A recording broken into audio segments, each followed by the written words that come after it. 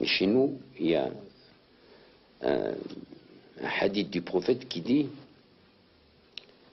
la religion est facile, n'en faites point quelque chose de difficile, car si vous veniez à la suivre à la lettre, elle vous vaincrait à la fin. Alors, pourquoi donc aller chercher un intégrisme, une sorte de masochisme à l'égard de soi-même, qui se transforme en sadisme et en intolérance à l'égard des autres? Non, le fondamentalisme, c'est-à-dire c'est s'attacher aux sources, s'attacher à la vraie philosophie de la religion.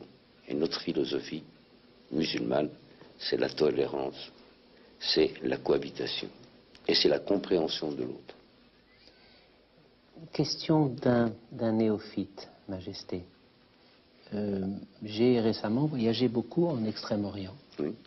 Et j'ai été très frappé de voir que dans des sociétés polythéistes, voire même qui adorent des dieux empruntés à la nature, on trouvait des personnalités d'une très grande élévation morale, des philosophies remarquables.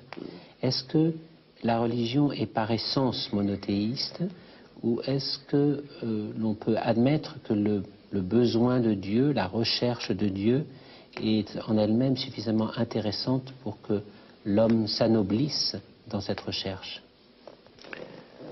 Dans la religion musulmane, comme dans la religion chrétienne, comme dans la religion hébraïque,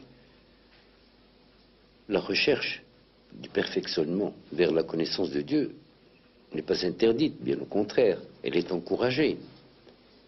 Mais elle ne saurait être que pour mieux connaître l'être unique, le Dieu unique.